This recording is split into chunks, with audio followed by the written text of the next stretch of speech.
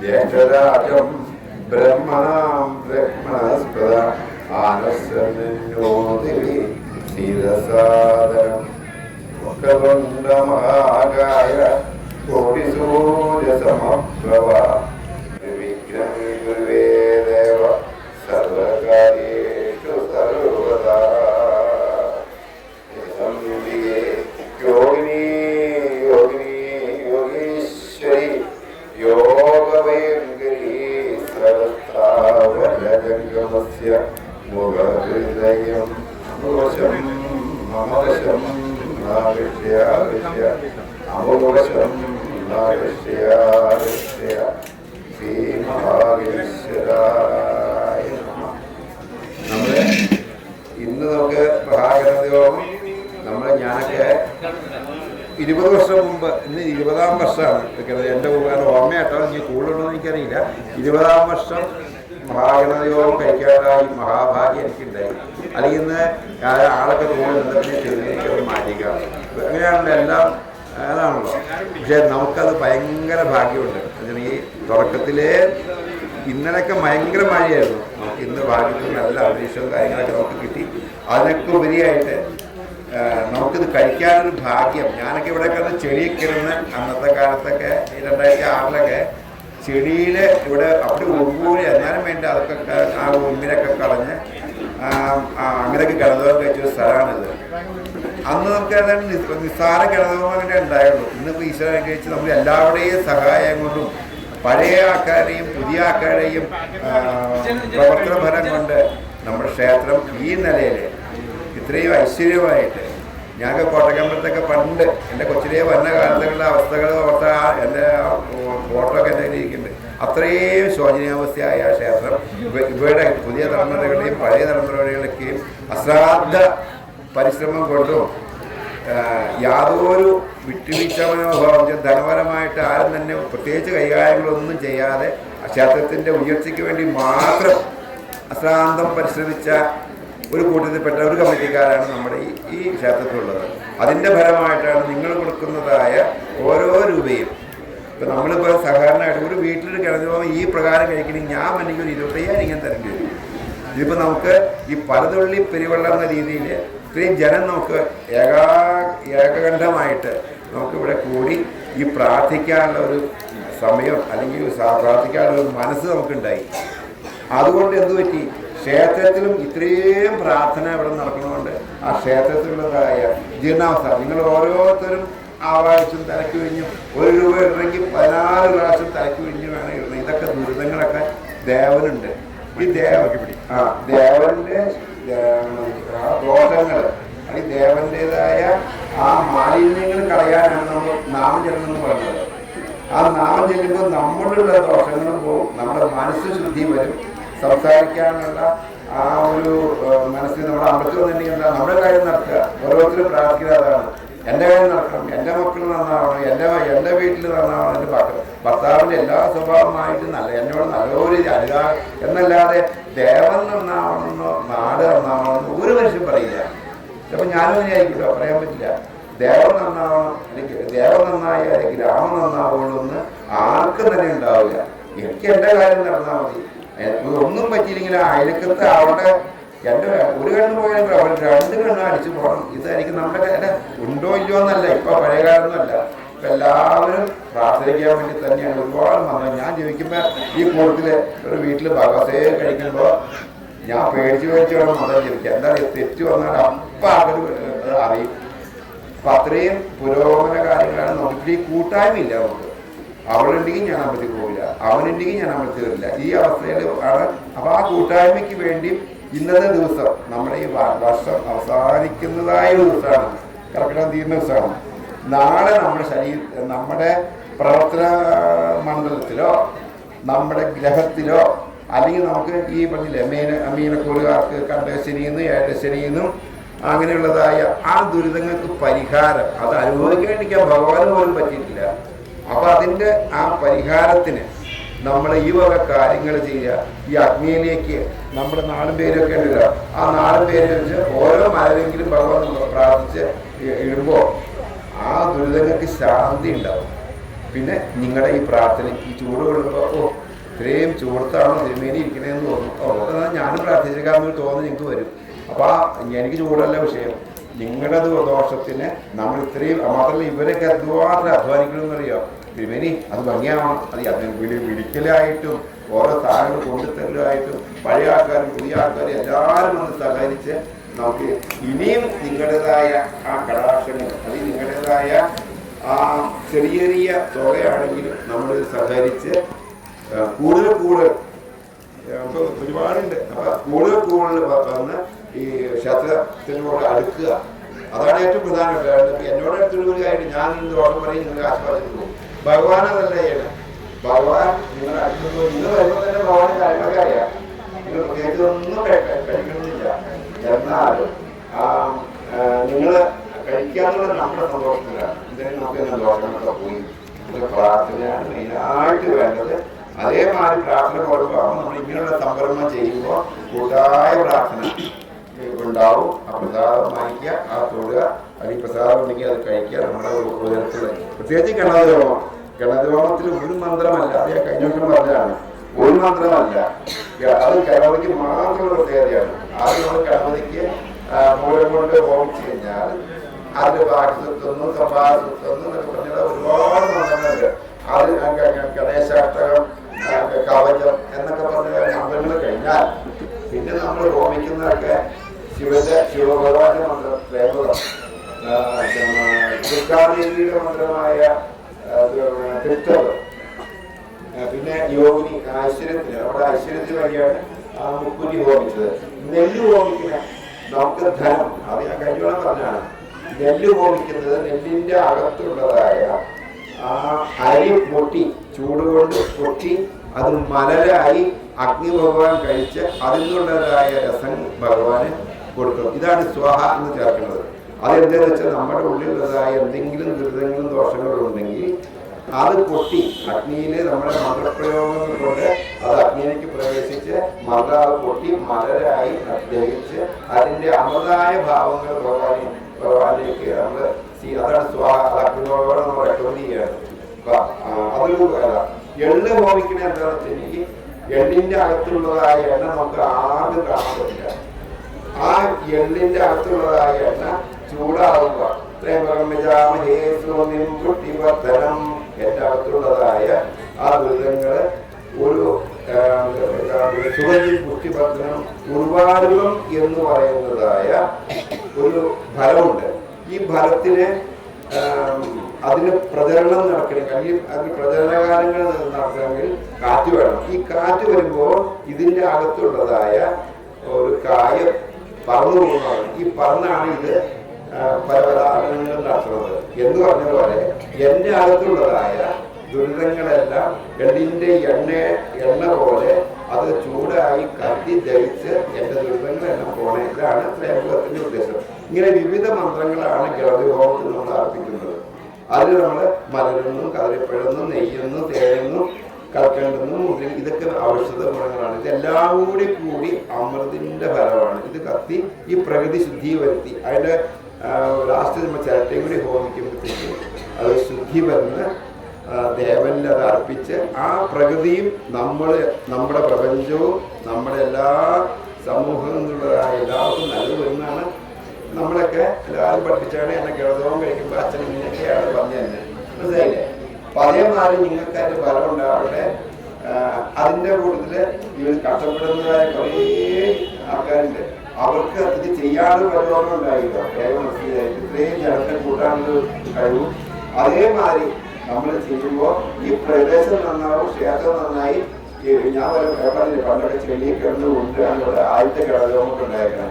ഈ 20 വർഷവും എനിക്ക് ഇതേമാതിരി ഇതേ ആരോഗ്യത്തില് ഇതേ മനസ്ഥിതിയില് എനിക്ക് കഴിക്കാനൊരു ഭാഗ്യം ഭഗവാൻ കടാക്ഷം നമുക്ക് ഭഗവാൻ ഉണ്ടാക്കി തന്നല്ലോ. ഇനി എനിക്ക് കഴിക്കാനുള്ള ഒരു യോഗം ഭഗവാൻ ഉണ്ടാക്കി തരട്ടെ. അത് അതിന് പ്രയത്നിച്ചതായ പഴയ ആൾക്കാരും പുതിയ ആൾക്കാരും എല്ലാവരും അത് അശ്രാന്ത വിജയത്തിന് തന്നെ മതി എന്ന് പറയാൻ. കാരണം എന്തോ അവർക്ക് ഫലം തോന്നി കാണണം, അതായിരിക്കുമല്ലോ. അപ്പൊ അതേമാതിരി ഫലം ഭഗവാൻ എനിക്കും തരട്ടെ, എന്റെ മക്കളിലേക്കും തരട്ടെ, എന്റെ മക്കൾക്കും അതിൻ്റെതായ ഞാൻ വെച്ചിക്കാണ്ട് നിങ്ങളൊന്നും അറിയാൻ കൊണ്ട് നമ്മളെ ചെറിയിട്ട് പോച്ചിക്കര പോയാൽ അറിയാൻ പോകില്ല. പക്ഷെ എന്താണെന്ന് ചെയ്യുന്നതെന്ന് ഞാൻ മനസ്സിലാക്കി ഞാൻ ചെയ്താൽ അതിന്റെ അനുഭവത്തിൽ ഇവരാണ്. എന്റെ അച്ഛൻ ചെയ്യുന്നതിന്റെ ഗുണമാണ് ഞാൻ എനിക്ക് കാണിച്ചു കൊടുക്കുന്നത്. ഞാൻ ചെയ്യുന്നതായ ഫലങ്ങളാണ് ഇവർ അനുഭവിക്കാൻ പോകുന്നത്. ഇനി അവർ നല്ല ഫലം ചെയ്താൽ അവർ ഇത് പിൻതലമുറകൾ നന്നായി ചെയ്യും. അപ്പൊ നമ്മളിപ്പോ നല്ല പ്രാർത്ഥനയും കാര്യങ്ങളും ചെയ്താൽ നമ്മുടെ ആത്മാവ് ശുദ്ധി വരുമല്ലോ. അതേമാതിരി മക്കളത് കാണും. അപ്പൊ മക്കൾ അത് അനുഷ്ഠിക്കുമ്പോൾ നിങ്ങൾ ചെയ്യുന്നതായ ഫലം അവർക്ക് വരും, അവർ ചെയ്യുന്നതായ ഫലം പിൻതലമുറയ്ക്ക് വരും. അപ്പൊ എല്ലാവരും പ്രാർത്ഥനയാണ് മെയിനായിട്ട് വേണ്ടത്. അമ്പലത്തിൽ വന്നിട്ടുണ്ടെങ്കിൽ നമുക്ക് ധനം ഒരുപാട് ഒരു ഞാൻ കാര്യം അവക്കാർ കൂടി ഒരു 10,000 പരിപാടി ഇതൊക്കെ അതുകൊണ്ടുള്ള കാര്യം. പ്രാർത്ഥനയായിട്ട് 1 രൂപ നിങ്ങൾ സമർപ്പിക്കുകയാണെങ്കിൽ അല്ലെങ്കിൽ 1 രൂപ എണ്ണ നിങ്ങൾ സമർപ്പിക്കുകയാണെങ്കിൽ അതിന്റെ ഫലം വേറെയാണ്. അത് നിങ്ങളെല്ലാവരും മനസ്സിലാക്കുക. അത് വരുമ്പോ കൈ പിടിച്ച് വരാതെ എന്തെങ്കിലും പൂവോ അല്ലെങ്കിൽ എണ്ണയോ അല്ലെങ്കിൽ എന്തെങ്കിലും ഭഗവാന് സമർപ്പിച്ചേ പോകാം. അതേമാതിരിയൊക്കെ ചെയ്യുക. ക്ഷേത്രം ഉയരണം. നിങ്ങളുടെ പ്രാർത്ഥന കൊണ്ടും നിങ്ങളുടെ സഹായം കൊണ്ടും ഇതുപോലുള്ളതായ സഹായങ്ങൾ കൂടുതൽ നിങ്ങളുടെ അയൽക്കാരോടെല്ലാം പറഞ്ഞേക്കണം. നിങ്ങളൊരു വലിയൊരു പരിപാടിയായി ഞാൻ ചെന്നപ്പോൾ എന്നൊക്കെ അത് നിങ്ങൾ പറയണം. കൂടുതൽ ആളെ ചേർക്കണം. ഇത് വേറെ ഇതല്ല, നിങ്ങളുടെ അപേക്ഷയല്ല കേട്ടോ പറഞ്ഞ്. അങ്ങനെ വരുമ്പോഴാണ് കൂട്ടായ്മ. ആ കൂട്ടായ്മ ഇല്ലാത്തതുകൊണ്ടാണ് നമുക്ക് എല്ലാ നഷ്ടങ്ങളും മറ്റുള്ള മതത്തിലൊക്കെ എന്തൊരു കൂട്ടായ്മയായിട്ട് ഓരോ കാര്യങ്ങൾ അവരുടെ ഞായറാഴ്ചയെങ്കിലും കുളിച്ചിരിക്കാൻ വേണ്ടിയില്ല അവർ ഓരോ അവരുടെ സ്ഥാപനങ്ങളിൽ ചെന്ന് പ്രാർത്ഥിക്കും. അതിൻ്റെ ഫലങ്ങളാണ് അവർക്കുള്ളത്. നോക്കൂ, നമ്മുടെ അവസ്ഥയും അവരുടെ അവസ്ഥയും തിരിഞ്ഞു നോക്കൂ. അപ്പൊ ഇപ്പൊ നമ്മൾ ഒരുപാട് മാറിയതുകൊണ്ട് നമ്മളിപ്പോ ക്ലിയർ ആയിട്ടുണ്ട്. അപ്പൊ മിക്ക വീട്ടിലും ചെല്ലുമ്പോഴും പഴയമാരി ചുമല് തേക്കാത്തതൊന്നുമല്ല. അപ്പൊ ആയിക്കൊണ്ടിരിക്കുകയാണ് നമ്മൾ ഇതിന്റെ പുരോഗമന കാര്യത്തിലേക്ക് ആയിക്കൊണ്ടിരിക്കുകയാണ്. അതേമാതിരി എല്ലാ ഫലങ്ങളും ഈ 1202 ആണ്ട് നാളെ 1-ാം തീയതി തുടങ്ങുകയാണ്. ഈ ഫലങ്ങൾ നിങ്ങൾക്ക് ഈ 1 വർഷം വരെ ഉണ്ടാവട്ടെ എന്ന് പ്രാർത്ഥിക്കുന്നു. ഇതേമാതിരി ആ കൂട്ടായ്മയും ആ സഹായങ്ങളും ആ പ്രവൃത്തിയും എക്കാലം ഉണ്ടാവട്ടെ. സന്തോഷം നിങ്ങൾക്ക് നല്ല നിലനിൽക്കട്ടെ. നാളെ തിങ്കളാഴ്ചയാണ്. തിങ്കൾ എന്ന് പറഞ്ഞിട്ടുണ്ടെങ്കിൽ ശരീരം, ചന്ദ്രൻ. ആ ചന്ദ്രൻ എന്ന് വെച്ചാൽ നമ്മുടെ ശരീരം ശുദ്ധി വരുത്തുക. അതാണ് തിങ്കളാഴ്ച. എന്ത് വന്നാലും നല്ലതാണ്. ഏത് പ്രവർത്തിക്കുന്ന തിങ്കളാഴ്ച നല്ലതാണ്. അതേമാതിരി ഫലങ്ങളൊക്കെ ഉണ്ടാവട്ടെ. ജഗദീശ്വരൻ നിങ്ങൾ അനുഗ്രഹിക്കട്ടെ. ഭഗവാനും ഭഗവാന്റേതായ ആൾക്കാർക്കും നാടിനും അതിനോട് പ്രവർത്തിക്കുന്നതായ കുറേ പഴയ പുതിയതായ ആൾക്കാർക്കും ഒക്കെ നല്ലത് വന്ന് നമ്മുടെ ക്ഷേത്രം ഉയർന്ന് ഭംഗിയായിട്ട് പോട്ടെ കേട്ടാ. ഇത്രയ്ക്ക് പറയാനുള്ളൂ. എല്ലാവരും കൂടുതൽ സഹകരിക്കുക പല രീതിയിലും. അത്രേ പറയാനുള്ളൂ. ജഗദീശ്വരായ നമഃ. ഓം സം സമദ്ദിവസേ വിഷന്നഗ്നേ വിശ്വാദിത്യ ഇളസ്വരേ സമദ്യസേ സനോ വസന്യാവര തം ഗച്ഛധ്വം സംപരധ്വം സംഭോ മനാസി ജാനതാം ദേവാഭാഗിർഭാ പൂർവേ സഞ്ജാനാനവാസരേ സമാനോ മന്ത്രസ്സമതി സമാനി സമാനം മനസ്സചിത്തമേഷാം സമാനം മന്ത്ര അഭിവന്ദ്രേവ സമാനേനോ ഭവിഷ്യാതി സമാനീവ ആഗോതി സമാനാഹൃദയാനി വാ സമാനുവസ്തു മനോ യഥാ വസുസ്വസഹാസതി സകല പ്രതികൂലം നശ്യത്തു അനുകൂലം പ്രയുജ്യമേ സ്വസ്തി പ്രജാഭ്യ പരിപാലയന്നോ യാഗേന മാഗേന മഹിം മഹേശ ഗോബ്രാഹ്മണേഭ്യഃ ശുഭമസ്തു നിത്യം ലോകാഃ സമസ്താഃ സുഖിനോ ഭവന്തു. അച്യുതായ നമഃ. അനന്തായ നമഃ. ഗോപീ നമഃ. മഹാദേവായ നമഃ. ജഗദീശ്വരായ നമഃ. സർവം മംഗളാനി ഭവന്തു. ഓം ശാന്തി ശാന്തി ശാന്തി.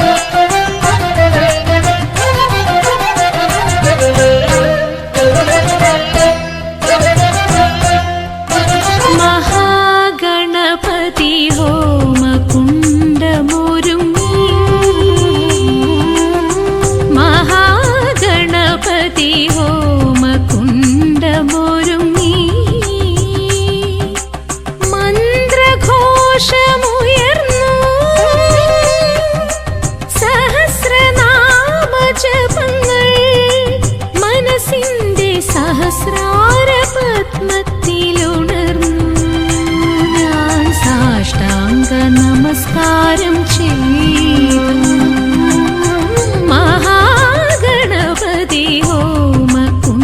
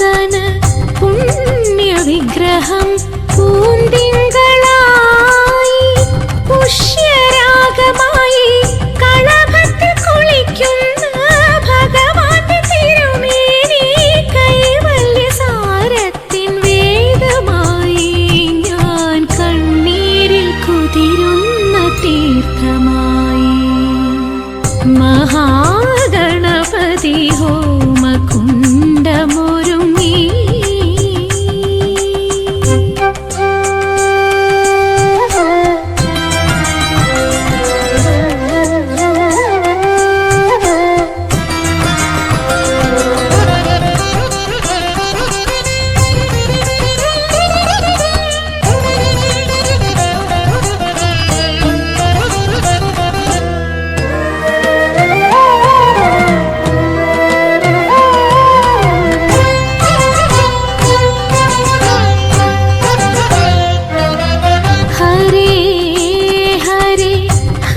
പദങ്ങൾ വേദാന്തമായി ശംഖചക്രമായി. ഹരേ ഹരേ ഹരേ പദങ്ങൾ വേദാന്തമായി ശംഖചക്രമായി. തിരുമുമ്പിൽ തെളിയുന്ന വിളക്കായി ഞാൻ എന്നെ എരിച്ചു പാടും വേളയായി നീ നെഞ്ചിലമരുന്ന തമ്പുരുവായി. മഹാഗണപതി ഹോമകുണ്ഡമൊരുങ്ങി. മന്ത്രഘോഷമുയർന്നു സഹസ്രനാമജപങ്ങൾ മനസ്സിന്റെ സഹസ്രാര പത്മത്തിലുണർന്നു. ഞാൻ സാഷ്ടാംഗ നമസ്കാരം ചെയ്തു.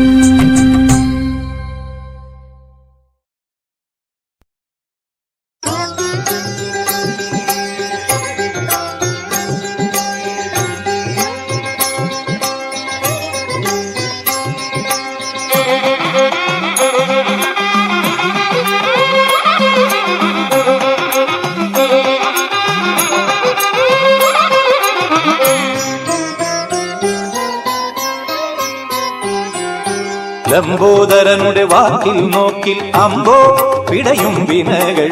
തുമ്പികുടഞ്ഞാൽ കൊമ്പു തടഞ്ഞാൽ പമ്പ കടക്കും വിനകൾ. വിനകൾ കുംഭിമുഖേശ്വര വിധികൾ. ലംബോദരനുടെ വാക്കിൽ നോക്കിൽ അമ്പോ പിടയും വിനകൾ. തുമ്പികുടഞ്ഞാൽ കൊമ്പു തടഞ്ഞാൽ പമ്പ കടക്കും വിനകൾ. വിനകൾ കുംഭിമുഖേശ്വര വിധികൾ.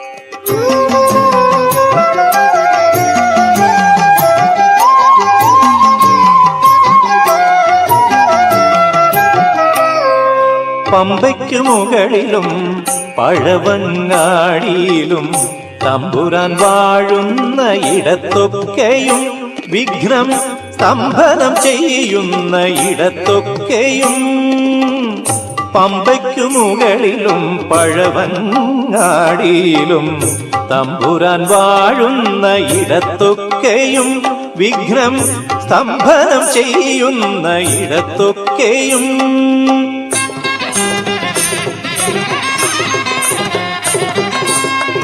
സ്വാമിതൻ സഹജൻ സിദ്ധിവിനായകൻ സ്വാമിതൻ സഹജൻ സിദ്ധിവിനായകൻ സകല തലത്തിലും കനിയുന്നു.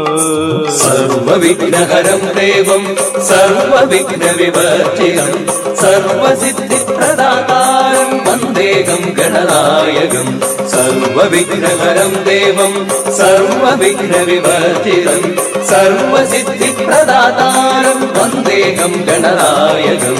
ലംബോദരനുടെ വാക്കിൽ നോക്കി അമ്പോ പിടയും വിനകൾ കുമ്പി കുടഞ്ഞാൽ കൊമ്പ് തടഞ്ഞാൽ പമ്പ കടക്കും വിനകൾ വിനകൾ കുമ്പി മുഖേശ്വര വിധികൾ.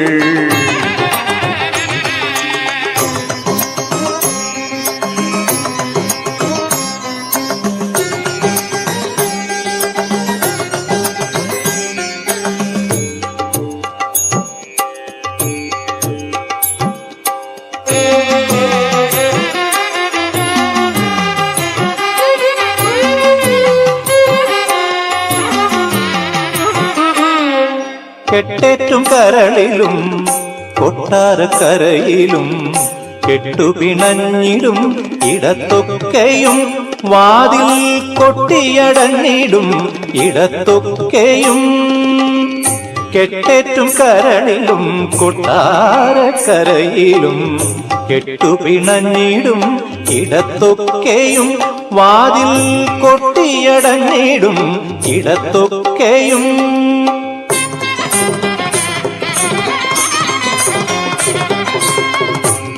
ഗണപതിയാം മംഗള ഗണപതി ഗം ഗണപതിയാം മംഗള ഗണപതി ഗതിവിഗതികളിൽ തുണയ്ക്കുന്നു.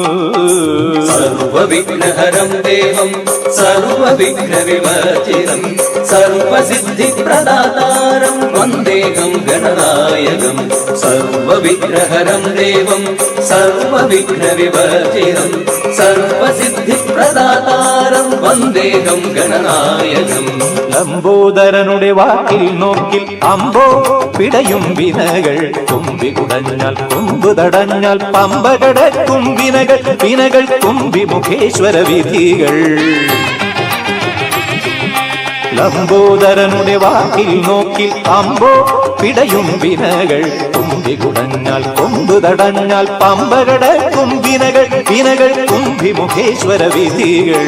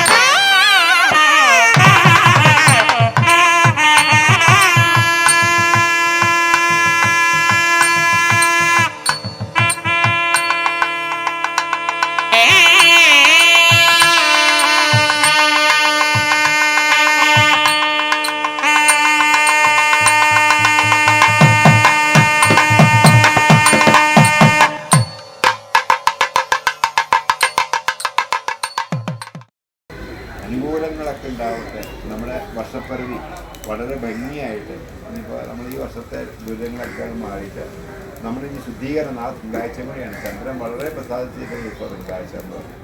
അതേമാതിരി എല്ലാവക സൗഭാഗ്യത്തോടുകൂടി ഈ വർഷം നമുക്ക് നല്ലതായിട്ട് വരട്ടെ. എന്തെങ്കിലും ദോഷങ്ങളുണ്ടെങ്കിൽ എല്ലാം നീക്കി കണ്ടുപോലെ അനുഗ്രഹിക്കണേ. ഇത് കൊട്ടപ്പെട്ട തേങ്ങയാണ്. അപ്പോൾ കണ്ടുപോലെ ഈശ്വരപ്രീക്ഷത്വം സുപ്രീതോ ശങ്കരേഷേ ഗണേശ്വരപ്രീക്ഷത്വം സുപ്രീതോ ശങ്കരേഷേ.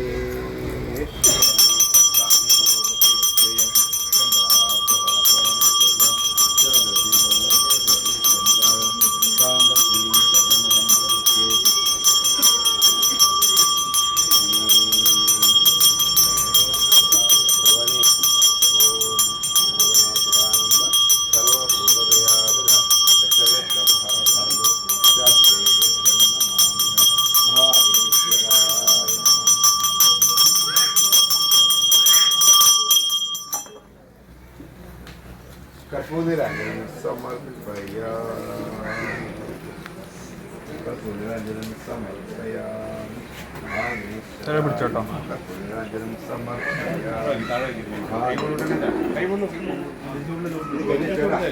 മതിയായിട്ട് കൈ വെച്ചോളാം.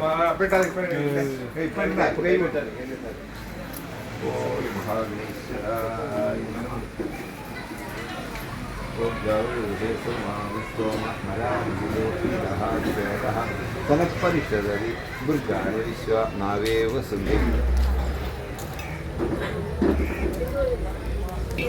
കാദേവായ നമഃ. ഓം